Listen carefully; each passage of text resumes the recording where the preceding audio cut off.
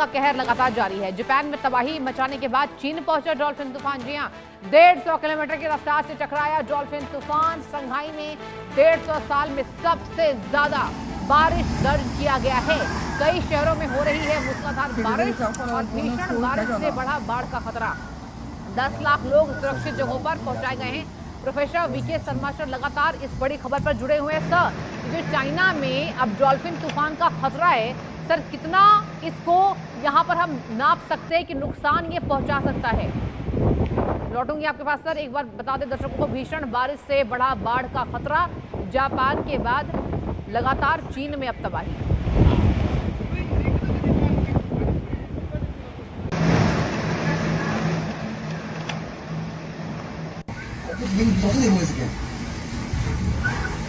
我能从手看我。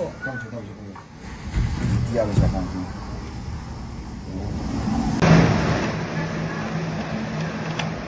过去我更能过去。और सब मेरे साथ लगातार बने हुए वीके शर्मा सर। सर ये बताइए कि ये जो डॉल्फिन तूफान का कहर अब चीन में आ रहा है, जापान के बाद तबाही मचाने को लेकर, तो कितना ज्यादा खतरा इससे बढ़ गया है? नहीं, अभी ये देखिए इसमें डिपेंड करेगा कि किस स्पीड से हवा चल रही है, कहाँ तक ये, और कौन कौन से एरिया इससे प्रभावित होंगे। और लेकिन ये बहुत बड़ा तूफान है, इसमें कोई दो राय नहीं है। लेकिन इसी तरह से मैं कहूँगा कि जापान और चीन दोनों में जो पूर्व तैयारी, जिसे हम प्रिपेयर्डनेस कहते हैं, वो काफ़ी ज़्यादा है। और वो जानते हैं कि भाई अगर इस तरह का तूफान है तो डूज एंड डोंट्स, क्या करना चाहिए क्या नहीं करना चाहिए। और ये एक बहुत बड़ी चीज़ है। ये अगर आपको पता हो तो उसमें जान की जो लाइफ लॉस जो है वो बहुत कम हो जाता है। प्रॉपर्टी लॉस तो उतना कम नहीं हो पाता।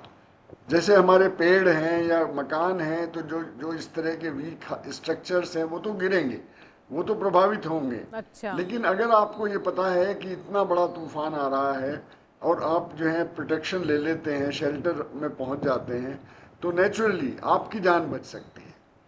इसी पे देखिए, अभी इंडिया में भी हमारी प्रिपेयर्डनेस किसी भी तूफान के लिए, जिस साइक्लोन से अफेक्टेड जितना भी हमारा एरिया है, उसमें हम तारीफ करेंगे कि जितने भी राज्य हैं वो बहुत ही इसके लिए संवेदनशील हैं और प्रिपेयर्डनेस लेवल उनका वो बहुत हाई है।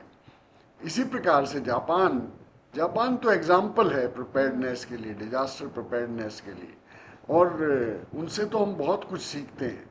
चीन के कुछ ये तो खैर बहुत बड़ा तूफान है और इससे तो नुकसान काफ़ी अभी तक बहुत हो चुका है। और जो एरिया इसकी चपेट में आएगा, चाहे वो वेजिटेशन हो, चाहे वो खेती की ज़मीन हो, चाहे वो शहर हो, वो सब प्रभावित होंगे ही होंगे। बिल्कुल। और सर देखिए, 1000 से ज्यादा उड़ानें रद्द कर दी गई हैं और कई जगहों पर इसको लेकर रेड अलर्ट जो है वो घोषित किया गया है। अब सर ये बताइए कि फ्लाइट्स को कितना ज्यादा नुकसान हो सकता है, जिस तरीके से 1000 उड़ानें सरकार ने रद्द कर दी?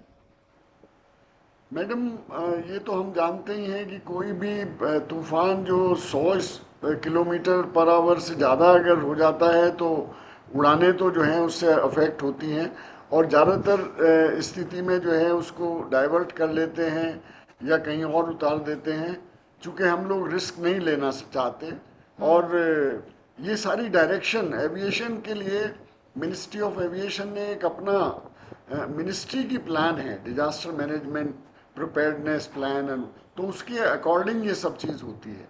ये सारी चीज़ निर्धारित हैं, क्या करना चाहिए उस टाइम पायलट को, क्या नहीं करना चाहिए, ये सारी चीज़ें उसको पता होती है।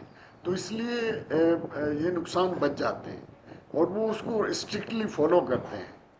तो आपने देखा होगा कभी भी, चाहे हमारे कितना भी बड़ा कोई आदमी वीआईपी वीवीआईपी अगर हेलीकॉप्टर से जा रहा है, पायलट देखता है कि विंड स्पीड इतनी हो गई है, तो वो उनसे प्रार्थना करता है कि सर इसमें सेफ नहीं है, मैं आपको नहीं उड़ाऊंगा। ठीक है सर, सर आप दोनों खबरों पर आपने बहुत अच्छी जानकारी दी, बहुत शुक्रिया VK Sharma sir India News से जुड़ने के लिए, तमाम जानकारी साझा करने के लिए। वक्त एक छोटे से ब्रेक का, जल्द हाजिर होंगे, आप देखते रहिए इंडिया न्यूज।